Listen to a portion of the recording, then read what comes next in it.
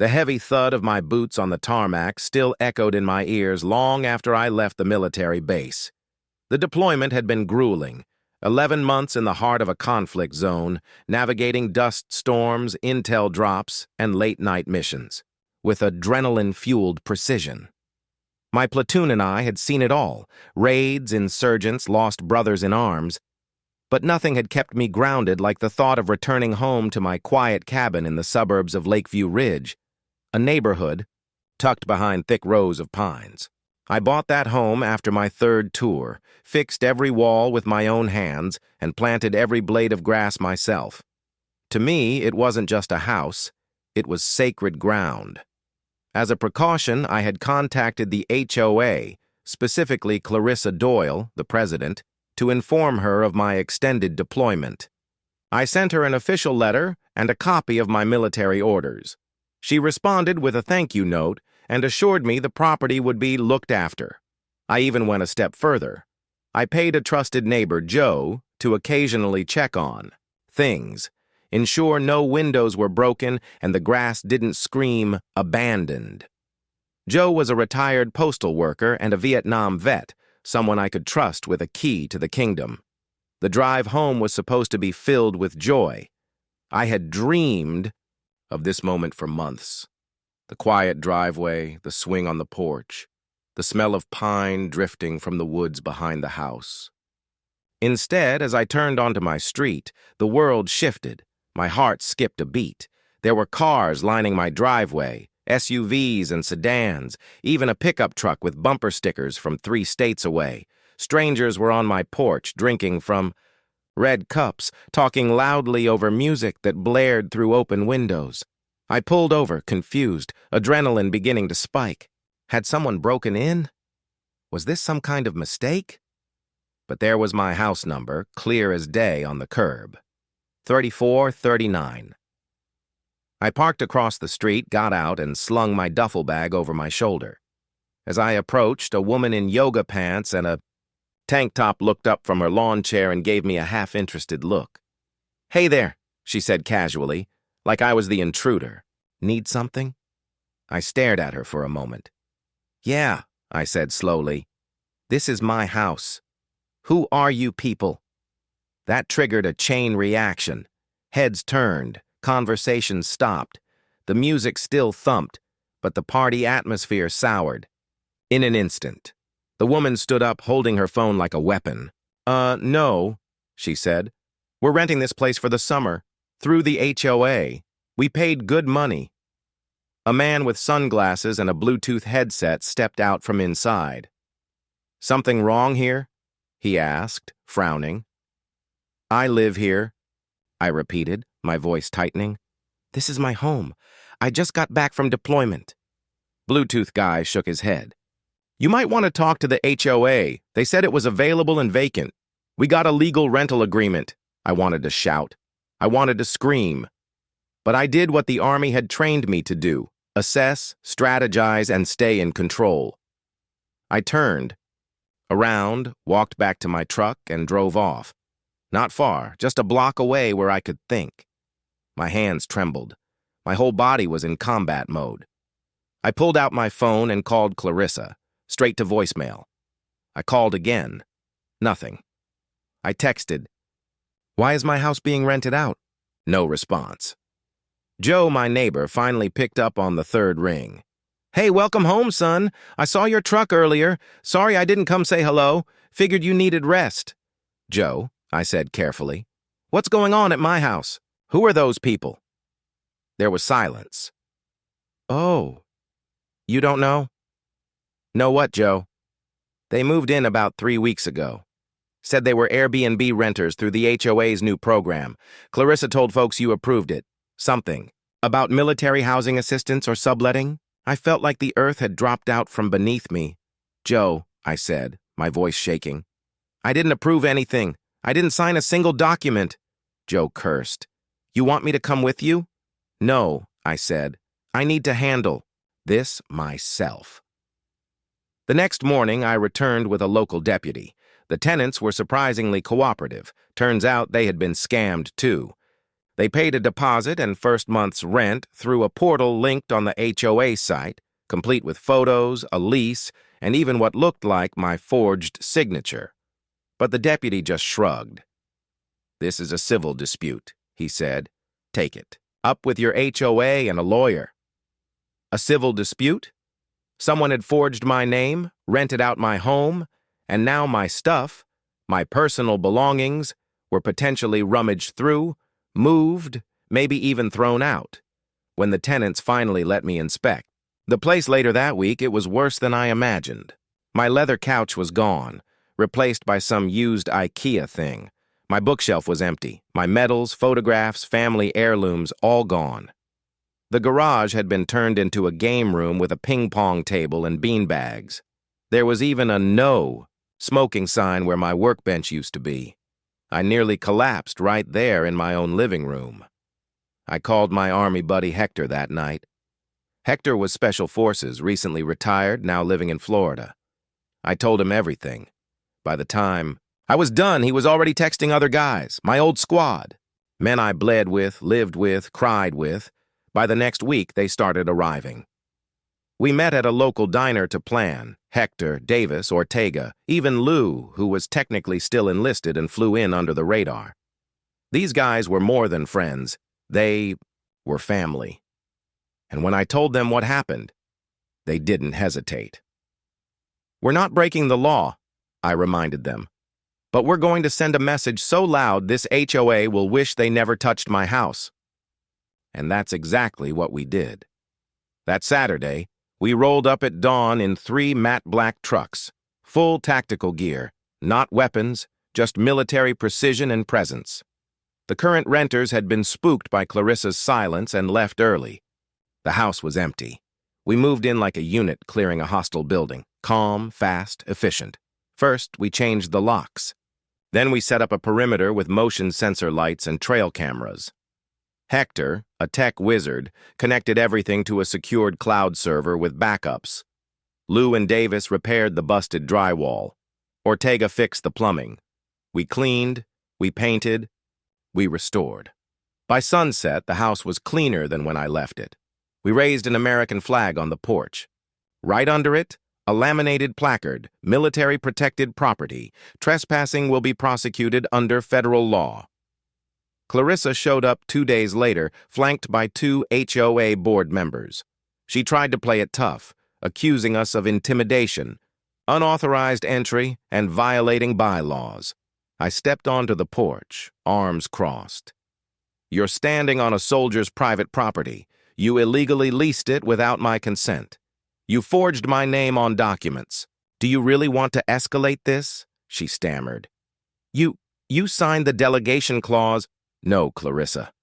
I never signed a damn thing." Then Davis stepped forward. He had printed copies of the Service Members Civil Relief Act, highlighted in yellow. "You violated at least 3 provisions. By the time our attorneys are done with you, this HOA won't be able to manage a lemonade stand." Clarissa turned red. "You'll regret this. You're causing a scene."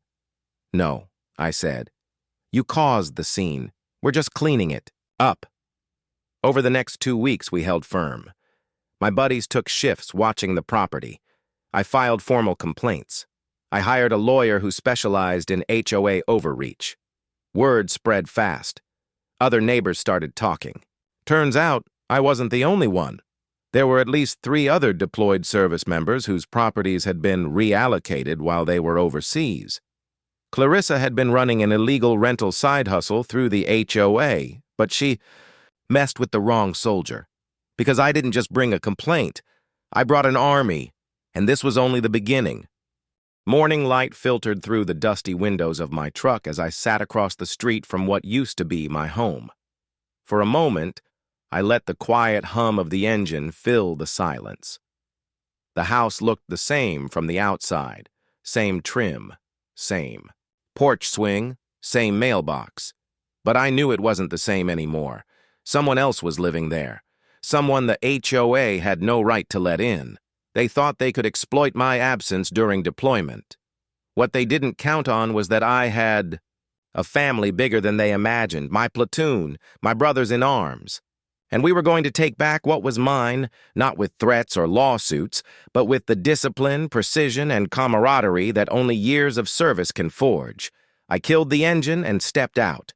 The grass was manicured, too manicured, for my taste. A silver SUV was parked in the driveway, and through the window, I could see a woman talking on the phone with animated gestures. Her expression was annoyed, maybe even entitled. Probably another short-term renter with no idea who the rightful owner of this house was. But today wasn't about arguments or proof. It was about making a statement.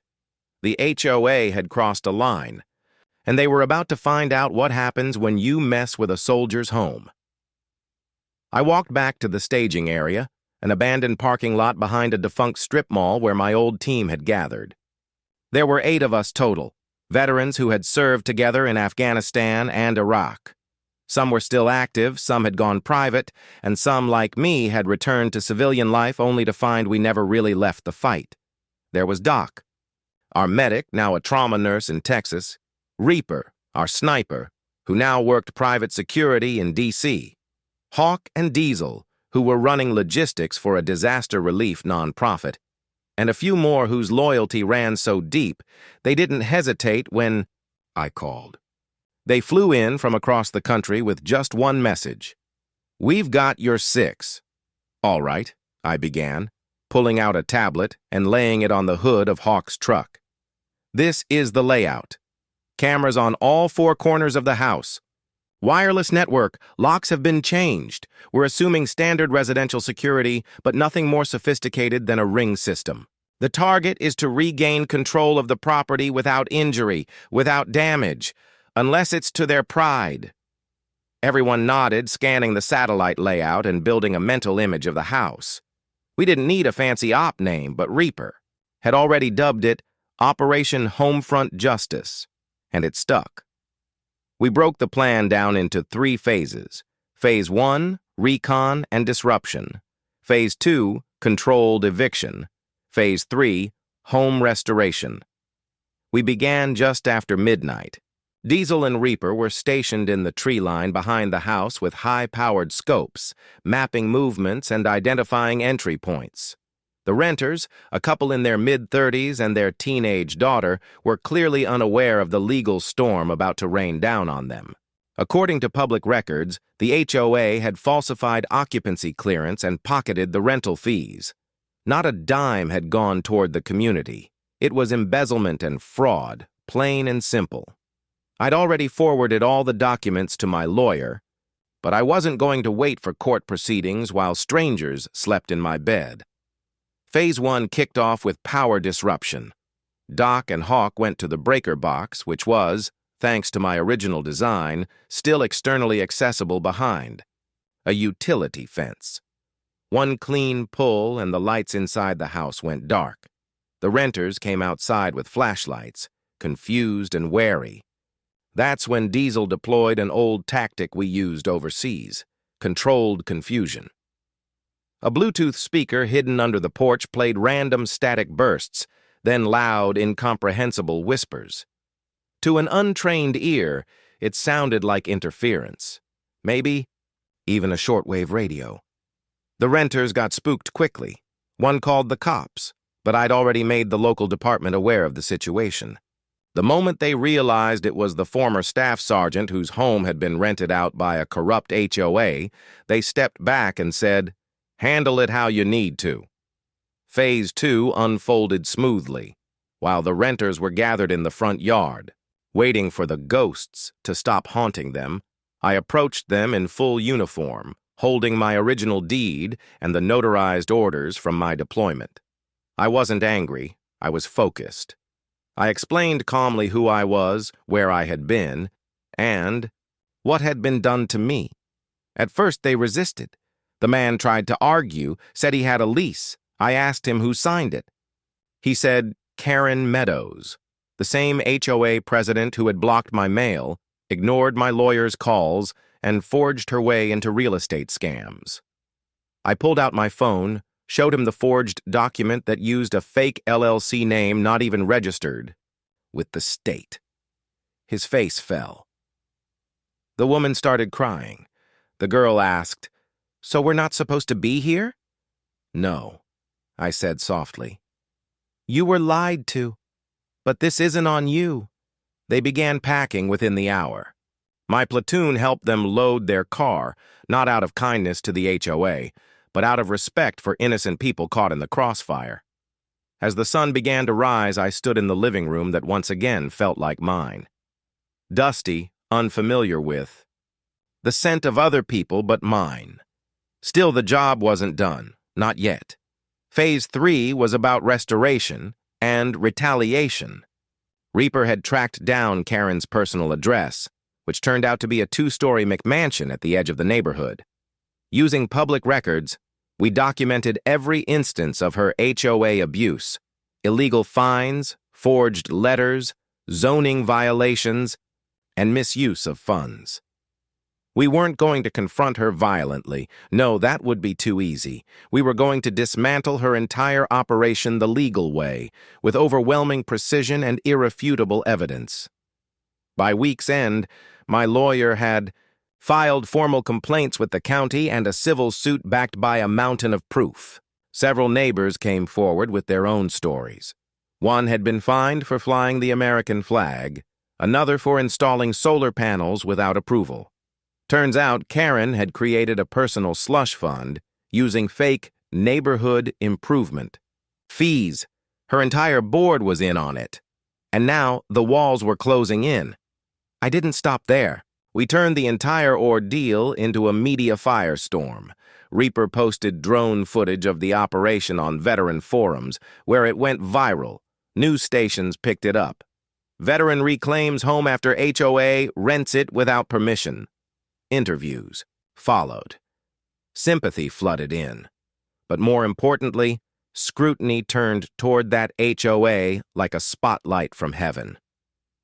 By the time the investigation reached its peak, Karen was forced to resign in disgrace. Criminal charges followed. The HOA board was dissolved and replaced with a new leadership voted in by the actual homeowners, many of whom I'd never met until all this began. They thanked me, not just for reclaiming my house, but for restoring integrity to the neighborhood. The final step was symbolic. My platoon and I held a barbecue in the backyard, our way of sealing the mission. The American flag waved gently on the pole out front, and the neighbors gathered, sharing stories, laughing, crying. I gave a short speech, something I didn't plan but needed to say. I told them that a home is more than wood and drywall. It's sacred. And when that sacred space is violated, not by enemies abroad, but by opportunists at home, it's not just a theft of property, it's a theft of dignity. But dignity, like courage, can be reclaimed. We toasted to justice that night. Not just for me, but for every veteran who's ever come home to a broken promise. And as the sun dipped below the trees, I knew the mission was complete. Not because the house was back in my name, but because the people trying to steal it had finally been held accountable. We came home, and we took it back, together.